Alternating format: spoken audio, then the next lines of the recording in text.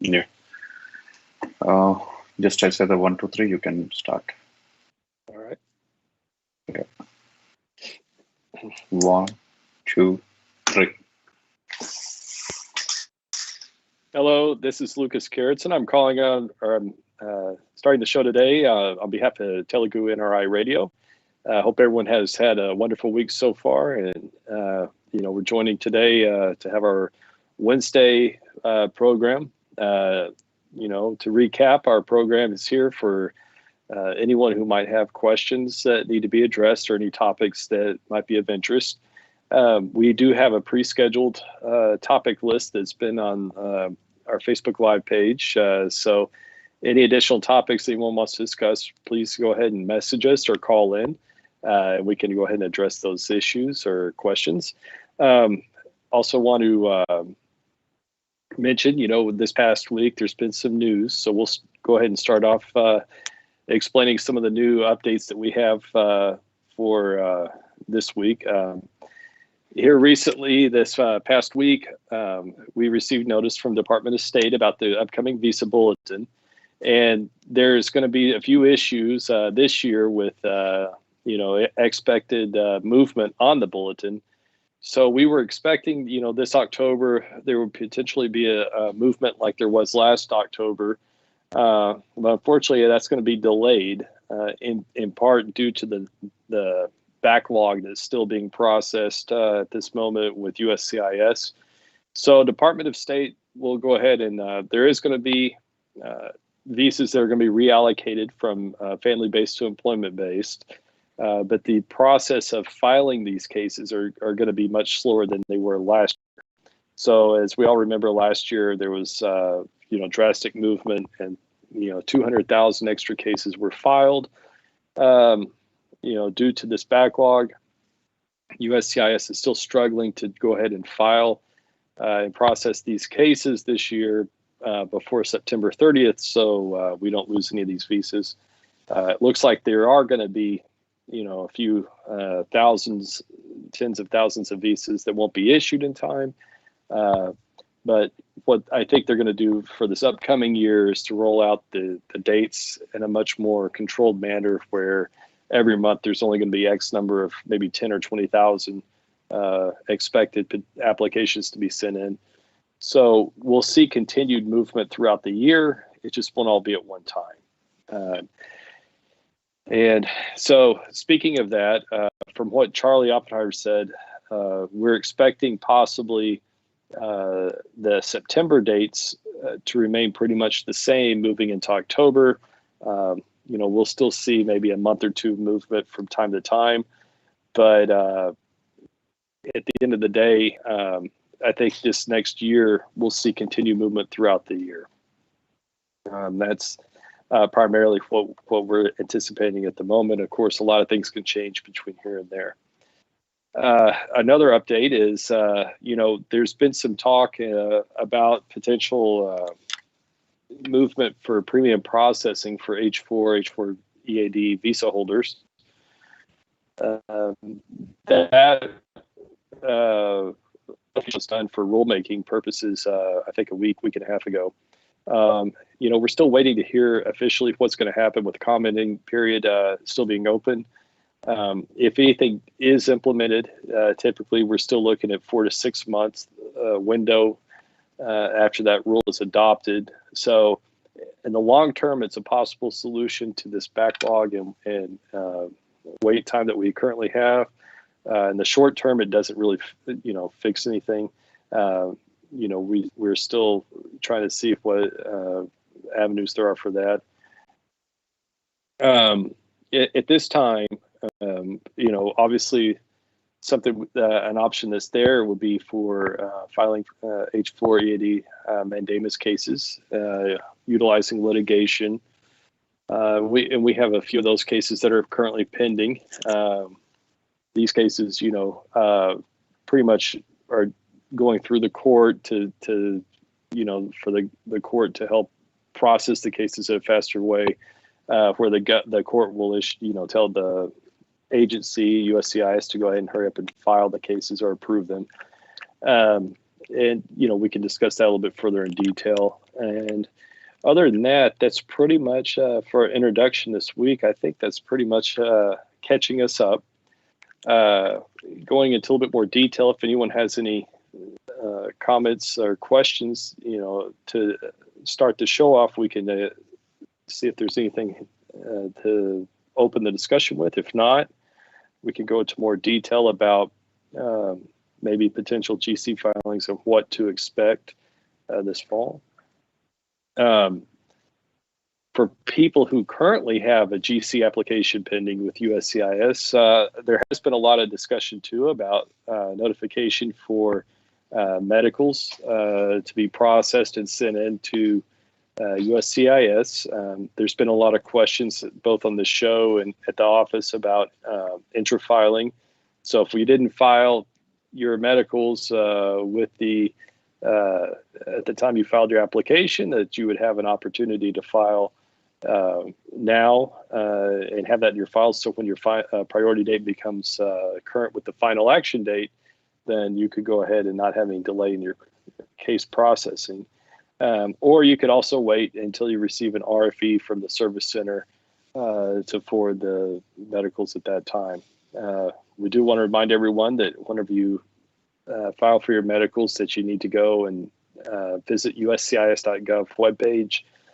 You'll say find a doctor, and you can enter your zip code and find local doctors that are authorized by USCIS to issue the medical evaluation. Also, I think we wanted to discuss this week a few other trends. The most notably, what we want to discuss this week is some good news in the sense that we have this infrastructure package that has passed the Senate and has been sent back to the House. And when it went back to the House representatives to be passed, there was some amendments that were allowed to be attached to this bill, which bode well for immigration. Specifically, there's provisions available that we can include immigration-related bills or laws into this infrastructure bill. And what that means is in the future, 51 votes in the Senate are all that are required with the parliamentarians' approval for any major change. So it will fast track any potential change that we might have. If everyone remembers, Venkat and I spoke about the proposed bill that was, hopefully going to be implemented for comprehensive immigration reform a few weeks back or a few months back now. And as a part of that, we were discussing also that there would be a piecemeal approach to how these laws would be implemented, these changes. We both discussed it about how these Dreamers or DACA visa holders would probably be included first, along with H-2B visa holders or maybe even TPS recipients, and eventually it would grow to include employment-based backlog issues.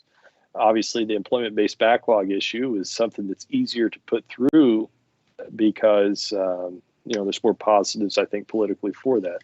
So I know a lot of people I've seen on Twitter and Facebook, a lot of people are frustrated, and rightfully so. It's a frustrating process to have to wait to see these visas that are available and not being issued at a fast enough pace to meet the deadline of September 30th.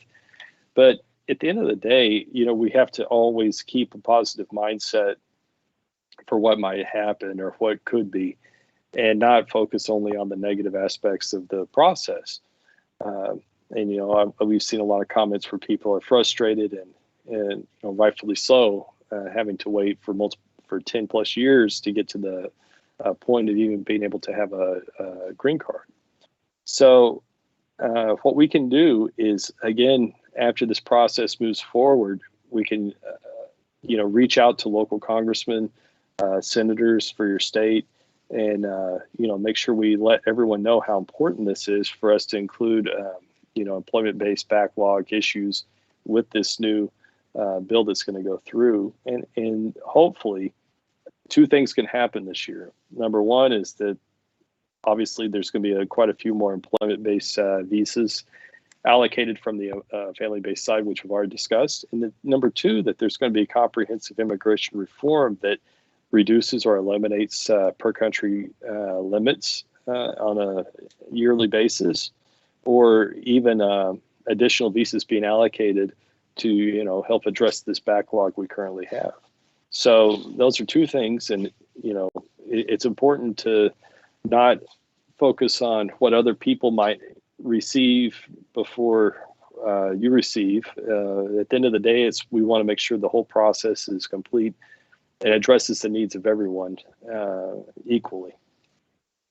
So that's primarily what the current information is for this week. I don't know if anyone has any questions yet, or if anyone wants to have a topic to discuss. You're more than welcome to call in or message. If you do, we have the floor is open to have that discussion this week. Also, I think we wanted to maybe discuss the H4 EAD litigation. This is something that our office has introduced and has been filing for a few weeks now. We've had some positive results in filing. And just for anyone who might need some more information about this subject, what we're doing is we're filing lawsuits, mandamus lawsuits against USCIS and other government agencies, pretty much saying, the delay is impacting the person who's applying for this benefit. Under the law, it pretty much says that anyone who qualifies for the benefit and pays the fee required for this service, that there shouldn't be any impairments or anything inhibiting them from being able to get this benefit. So, one of the reliefs we have available for anyone who pays for the service is to go ahead and file through the court, where we have a judge that can tell with a court order USCIS to take care of and approve a case or take action on the case within a certain specified period of time. So there's some finality with that matter. Typically, the way this process works is we will go ahead and file a lawsuit with USCIS. Once we file the lawsuit, the clock starts, and there's 60 days that the government has to reply to the lawsuit. Typically, in the 60 days, what we've noticed, or what we can expect, is that the assistant U.S. attorney will reach out to us to try and resolve the issue so the case can be dismissed. And what we're basically doing is, during this 60-day window, is working with the U.S. attorney, assistant U.S. attorney, to be a liaison, more or less, to try and help get the case moving. If that's not successful for any reason, or if there's a reason to proceed further through the court, the government will file a motion to dismiss moving forward, which obviously we would respond to. And then typically within 4 or 5 months, the judge would make a decision based on that. Once the judge makes the decision, typically things are, if we win that motion, typically USCIS will move quickly to have the issue resolved. So typically the most common solution to this problem, or this type of case, would be the case being resolved or approved within the 60 days after the filing. Other than that, I think we have, I don't know if we have any, here we have a question here. Do we expect the dates of filing moving, let's see here, past November 21 for 2017? Probably not 2017 for filing date. I would expect this year, the whole fiscal year, there's a possibility we could get to 2017. But at the time, I think what we're going to see is incremental movement within the filing period. So what might happen, or what probably will happen, is October, November, the dates will move, but not at such a large clip as they have in the past. And what we'll see is a response from USCIS to see how many cases have been filed. And obviously, Department of State and USCIS will coordinate the filing dates moving forward. So another key factor I want to remind everyone of is whenever we're filing adjustment of status based upon the filing date with the visa bulletin, it's very important to look at the filing date on the visa bulletin itself, but then you also need to check USCIS. USCIS will have their own filing dates that they will accept based upon the visa bulletin. So sometimes these dates, let's say it could be October 2011, EB2 for country of India for filing date. Well, USCIS, based upon their workflow, they might say, well, we'll only accept any case for March 2011 or earlier to be filed. So this is a key number we need to look at moving forward in October and November this year. And if we see the dates progressing at a 4, 5 to 9 month movement each month, it's very real possibility by the end of next year and next summer we could be at the end of 2016 or somewhere in 2017. But to know exactly how fast that moves is something no one knows at the moment. We would just have to wait and see. I can tell you this, that this year there's going to be even more visas reallocated from family-based to employment-based. But the big problem we have is how fast can USCIS process these cases? At the end of the day, USCIS is not going to hire additional people. One could hope that, maybe some of the work would be balanced out with other service centers where, right now, instead of the National Benefit Center, maybe there's other service centers that could help process this, like maybe Vermont or California, Texas, Nebraska. But, at the moment, there hasn't been any changes or plans to do so. And this is all something that's very much moving on a day-to-day basis on how they're going to address it. This is something that doesn't happen normally. And this, obviously, we're learning our lessons from last year with what happened and how inefficient that was. And so changes are being made to try and make it where the inefficiencies are still reduced as much as possible. I know a lot of people are still pending and waiting on their advanced parole and employment authorization documents that were filed last year for downgrades. So let's see if anyone has any other information. Other than that, I want to see if FinCat, if you had any points or comments that you wanted to make or the topics we need to discuss this week. Yeah, hi Lucas. Yes, I have a couple of questions segment-wise. So first we can go for the adjustment of status process. So did you have a call with the State Department? Maybe Hyla had a call with Department of Status for the adjustment of 485 process. It means 2020 adjustment of 485 process. What do you think is still maybe Texas Service Center is not releasing, maybe is not printing the EAD cards. Do you have any information how much time it will take, or maybe is there any information on that one? It means most of the applicants are waiting for the EADs for the continue to the job and for travel outside of United States. Because of this, most of is stuck between. So if you have any information on this one, or maybe if we want to expedite process, what is the best way to expedite the process? Recently, maybe if you expedited the process just for the financial loss, or maybe job is ending the so and so days, I think USCIS straightly is denying the expedited process.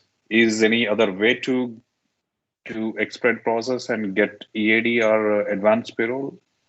So that's a very good question.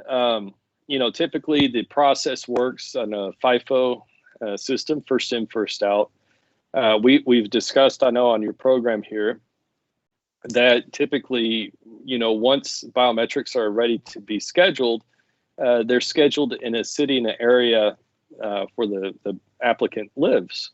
So if you live in Dallas, obviously we have a lot of people here in Dallas. There's going to be more demand for this appointment. But if you live in a state maybe with less demand, maybe Nebraska or Kansas or something like this, the local field office where you would go for your biometrics is probably going to have fewer people lined up. So it's going to be a faster process. We have to also remember here, whenever you do schedule this, there are other visa categories where people process it, faster. So we have, maybe a son or daughter, a parent of a U.S. citizen where the son or daughter applies. So that's going to be in a different category of where they would be an immediate relative, husband, wife. So those priorities for immediate relatives are usually, going to process the case a little bit faster. As far as expedited request, you can go ahead and make the request. You can call the 1-800 number that's on your receipt and make the request at that point. Usually you'll receive an email following up from that request to submit additional information, which you can. You can also possibly, I know that there's one person who is filing some litigation cases in regards to processing these GCs, which also would incorporate the GC EADs. As far as how successful that would be, I don't know if that's going to be a proper solution at the moment. I think all we can do is maybe use the what's available to us in the sense that we could maybe make that expedited request on the phone line, moving forward. But other than that, this is part of the problems we were discussing a minute ago, that there's such demand last year and such movement on the visa bulletin that all these applications were filed at one time. And all that has done is cause a tremendous delay in processing. And so it was very inefficient. And as much as we were all expecting this year for things to, maybe mirror last year's movement or, give more opportunity to later priority dates for filing this year, I think that what USCIS and the DHS has come back and said is like, we can only move at this rate. So I guess that what they're going to do is to do more of a piecemeal approach to see what they get every month. So instead of getting 200,000 cases at one time, in October to process over the entire year, I think this year what they're going to do is to say, okay, we'll take 10,000 extra cases per month, but spread that out over, the whole year. And hopefully that's more efficient where we don't have such huge delays, because if we all remember last year, it took until February really to get receipts for all these cases. So there's a huge problem with a lot of these cases. And hopefully this year, whatever approach is used, moves the filing dates faster and more efficient. Okay. So I think once we apply the 485 adjustment of status, we should not travel outside until we get the advanced payroll, right? That's correct. I've had a few people, obviously, this past year that, due to family emergencies with the parents, maybe having bad health or expiring, had to travel.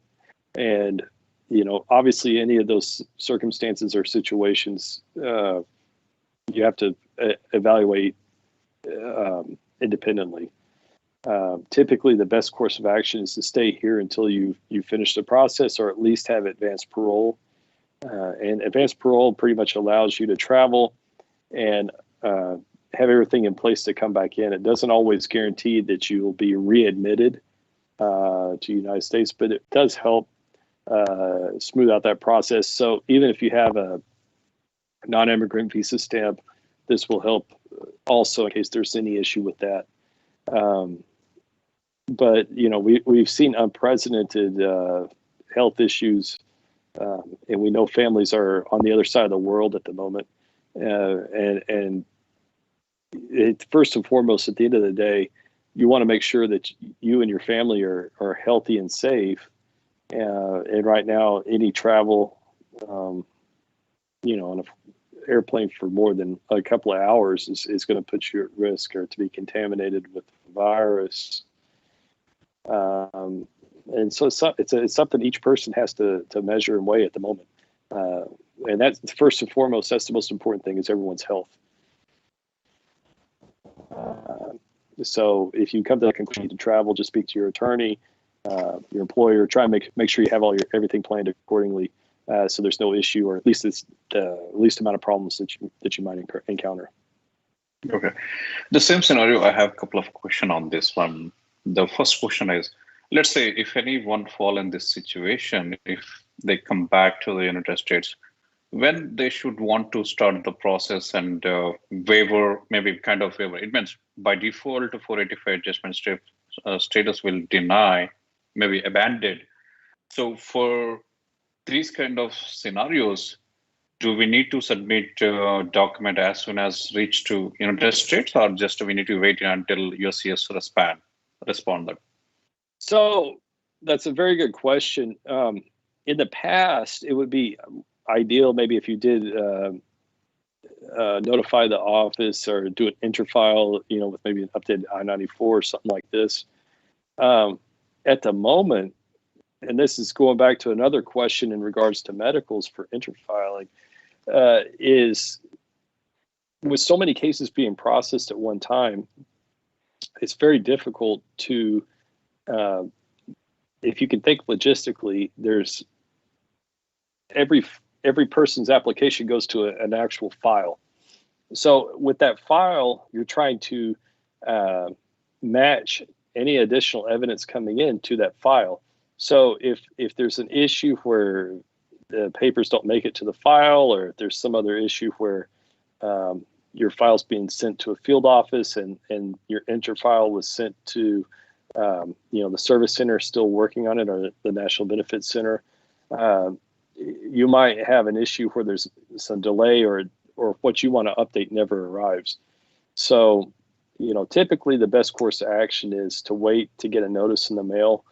When you do get an RFE or any type of notice, you'll notice it on the top of the page. There's a barcode with the case number. For the 45, it'll also have your A number. And when you have that, what it's going to do is it's a way of tracking or making sure that file matches up with your file and your A file. And that's the best course of action, because that's how everything's sorted and processed within the government, this agency. Question is, I hear in one of the groups saying that in 485, if you've done the biometrics, can we travel to outside of United States?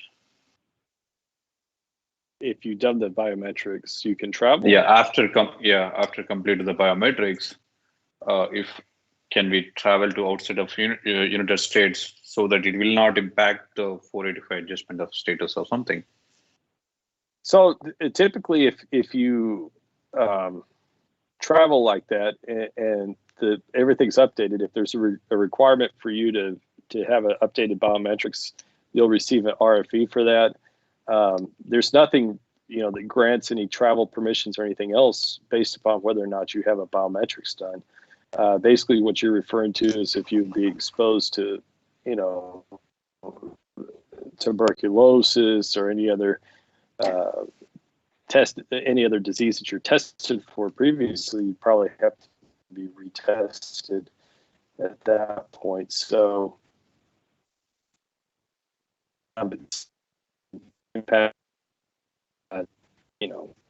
first year or something before you need to travel, it's best if you make that decision, make it based upon your family in that situation rather than just if you've completed a medical or not. Okay. So the one question is maybe in 485 is I-140. We already discussed a lot of times, and just I want to check with you. Same downgrade EB2 to EB3. It means it's been almost 10 months. It means as Indian immigrants, we new to the downgrade process EB2 to EB3. So we downgraded EB2 to EB3. Now it raising the questions the same way. It means we have the two types of or three types of process in downgrade. One is amendment. One is the second one is the reclassification. So the same. It means I asked the question. I asked before also. I'm asking again. If downgrade application I-140 denied, whether EB2 will existent or not? I mean, it should still be available. Also, even if you were to withdraw the current downgrade, and let's say your EB2 date becomes current or something like this, that's also something that would be there. What you have to remember is whenever you're processing these cases, so your first EB2 case, theoretically, if it's there, it's already been approved, the job offer's made, and if something happened to the downgrade, you should have the opportunity where you can still file a supplement J or something like this for the other physician to, that's still there. That would show that meet the requirement that the offered position is still there, and the employer is continuing to be willing to process that petition. And you should be able to bridge that. So we see this more common in family-based cases. Okay, so we see this often a lot. Let's say you're a citizen and you apply for your brother or sister. Well, typically those categories, the fourth family preference category, is the longest wait time for anything. And what we see most common is if I have a pending case, and let's say, I think for like Mexico, for example, right now for fourth preference category for families in 98, okay, or 99, it's over 20 years. So let's say I also petition for my parent eventually becomes a citizen, and now my brother or sister has a parent who's a U.S. citizen. Well, that moves the visa category up many, many years, maybe 10 years. And they would then, upgrade, so to speak, to a different visa category in the second preference, or third preference, I think, for a married son, or if you're married. Just depends if you're married or unmarried at that point. But it would put you in a different category with a date that's closer to becoming current. So when we do this, when you're moving from one to another, it's not to say that the first petition is denied or anything if your subsequent petition is denied. It just allows you to maneuver within the visa bulletin itself to different categories. Some people are very focused on filing, as you mentioned, a whole separate case, a fresh petition, so they have two actual I-140s that are usable.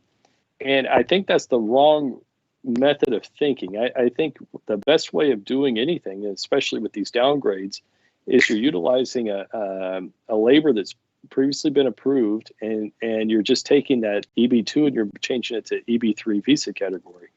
At the same time, if another situation arose and you qualified, you could upgrade to EB1 with a different process. You could use that priority date, but you'd have to file a whole new petition. You'd have to have all these other factors adjudicated. If you downgrade right now, you can always upgrade back up to EB2 without having to go through all these additional factors. So there's a lot of things that are there that's a more conservative approach to make sure you're kind of staying with that one case without risking any loss of processing or time of process, if that makes sense. Yeah, here a little bit confusion and assuming that if you mark as an amendment while downgrade EB2 EB3, it means so the current EB2 is downgraded to EB3. If anything happened in EB3, both the I140s will affect. Let's say if you reclassification while downgrade process, if deny the EB3 or if anything happened in EB3, but still EB2 still exists without any issues or something, this is most of the applicants are assuming this kind of interpretation. So here we have the little confusion. In one more thing is, so if we want to apply the new I-140, we should have to have the labor validation, right? Without labor, the validity, we cannot apply as a new I-140 application. Is that true or? So a labor can be reused on an I-140 if the I-140 was filed and a decision was made. So what that means is if the labor expires and you have an approved I-140 or denied I-140, you can still use that labor from Department of Labor, the ETA form. That's going to allow that to be valid. If you file for I-140 and your petitioner withdraws that case, or you don't file it, you don't have the benefit of using that ETA after it expires. Okay, so whenever you're talking about using the labor, and obviously everyone qualifies for this that has EB2, you already have a labor that was approved for you for this position. And as long as all those conditions are still there, you can utilize that labor as many times as you need to. You can't share that labor with someone else because they're not listed in that labor itself. So I think there's a lot of confusion about this and a lot of worry where there shouldn't be. I think what everyone should focus on, I think we touched on this at the beginning of the show, this is a process and there's always going to be ups and downs with the entire process. And I think what everyone should focus on is more or less like what the big picture is rather than the day-to-day, because you can drive yourself crazy if one day everything looks good and then the next day you read a message board, there's a bad message or it makes you think and wonder about this. You're going to have doubt for a few days, then someone's going to clarify the issue and you're going to be fine. And it's not a productive way of proceeding with this. I think at the end of the day, what everyone should do is realize the number of cases that are filed, the active, processing of these cases by USCIS, and they're trying to resolve this. And I think to expand on this to help people realize, I've heard stories where people have tried to upgrade their I-140 to premium processing. And USCIS has been rejecting that. I've actually experienced this myself, where we did upgrade one person's case, and we received an RFE. We responded to the RFE, and then we were issued a second RFE. Second RFE was exactly the same as the first RFE. So we sent that RFE again back, and a third RFE was issued, which was exactly the same as the two previous RFEs. And what I think in this situation, what you have to realize is not that they're trying to deny the case. When we come across these circumstances, is they're beyond capacity of what they can do to process these cases. So what we have to realize is any time delay or anything else like this, or any doubt you have in that regards, or if your premium request was rejected or anything like this, you have to remember, look at everything with a big picture here. It's not so much focused on you or your case is going to be denied or anything like this. It's basically we're we just have like such a large group of people, a historically large group, going through this process at the same time. USCIS is really trying to utilize the resources to not waste any of these visas that are allocated. So what that means is, they're waiving or reserving the right to call back people for interviews after the GC's been issued. They're trying to process everything as quickly as possible. But at the end of the day, it's still, a first in, first out system, and it's based upon how many, resources are available to help, process these cases. And that's the thing to focus on.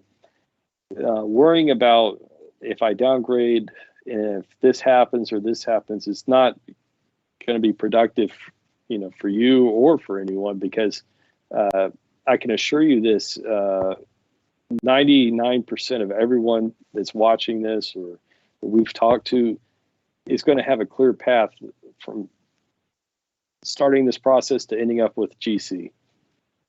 Always there's, nothing's 100% in life. There's no 100% guarantee of anything. But for the most part, everyone that's going through this process is going to end up with a positive result. And another example I can tell you is, last year, I think there was a lot of people who had a case rejected. Maybe a box wasn't checked on a form or something wasn't done correctly and everything else. Well, it happened to be where that was happening so much because of the delay associated with the USCIS accepting so many cases that USCIS actually said, okay, everyone could resubmit. It's not a problem. We'll take rejected packages. So even at the end of the day, if something bad happens, it's not to say that it's fatal to your case. So I think that's some good points you brought up, Venkat. But at the end, what I would strongly suggest is to say, trust the process, let it go through. Don't be caught up in the day-to-day, message boards and things like this. Just, have confidence. You put the case in, it's pending, and hopefully within the next few months, we'll have approvals. Yeah, okay. Yeah, thanks for very detailed information. So do you have any information about downgraded I-140 approvals? Do you see any I-140 approval in normal process? A normal process? I haven't seen any yet. I think the most important thing is to realize the way USCIS is trying to work through this problem is issuing as many green cards as they can before September 30. So what they do is USCIS, you have to remember, everything works on priority dates. Everything's prioritized by the priority date. Now, a lot of people, in fact, a lot of the cases I've filed, we've upgraded to premium processing. I-140s have been approved in that process. We've had a few RFEs, like I explained to you earlier, about, I think it's more of a pain of the processing times with so many requests. But as far as anything else, I mean, it's not going to speed up your GC any faster or slower. So as far as like, if you had a regular processing case, but your priority date was on the border of EB2 and EB3 being current, and now it is current, I think, the I-140 is going to be adjudicated faster than if you have a regular processing I-140 that, is at the end of 2014 or whatever it might be. That's just common sense of first in, first out based on the priority dates. That's the most important factor to consider. I think that I addressed your question correctly. Yes.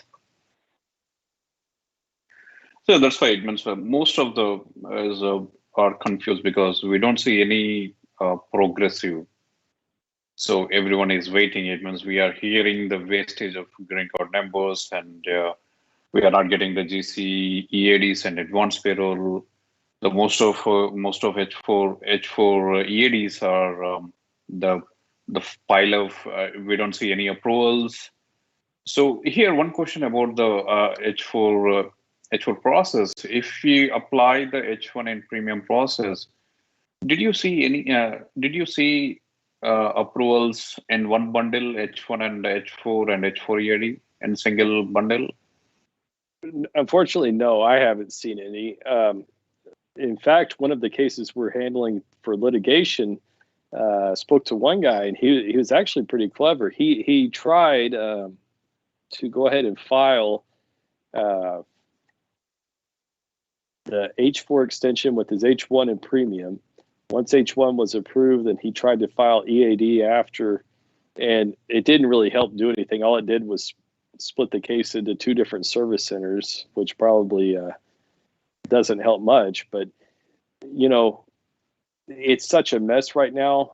Whenever the requirement was made for biometrics, it caused such a change in processing and such a delay that you already have a backlog of thousands and thousands of cases. And now, even if this new program is supposed to help speed up, there's still backlog of other H4 cases. So I don't know what to say. I would imagine that, you know, pausing the biometric requirement would have, you know, helped speed it up somewhat, but it hasn't. I haven't seen any evidence of that yet. Okay.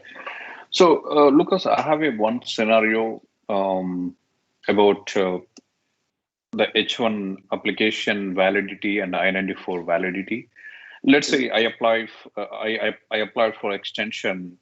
I got the 2 years of extension. Let's say January 1st to and January 1st to 2022, December 31st, 2022. So sometimes USCIS will give the grace period for the I-94. The I-94 validity and H1 extension validity, it might not be same dates. Sometimes it means it will match the I-94 and H1 validity, but sometimes USCIS will give the grace period maybe 10 days or maybe 15 days or 30 days. So let's say if any H1 applicant expire the H1 validity is still in the grace period on I-94, if the applicant apply in last day of I-94 expiration, do you see any issue on and any consequences on this one? H4 already expired, right? Before already H1 status already expired, but had a I-94 validation for 10 days. So if any person applied in grace period, did you see any case in previous? Typically, no. We usually apply, you know, for extensions before then. If there is any oversight or anything like that where someone forgets to file, we can always file maybe a non-protonc request to fix that issue. Typically, I mean, mistakes are always made. So even if you're Six Sigma, that's 99.999% accurate. But if you factor that in times hundreds of thousands of applications, you're still going to end up with some issue of a mistake. So typically, when you see the discrepancy on the grace period on the H1, you have an I-94 that allows you to the dates where you're authorized to work on that, and then you have a grace period to to depart. Typically the H4 should always match that. I mean, I'm sure there's certain circumstances, and now with the cases being separated, I'm sure that might be more common. I have been seeing quite a few RFEs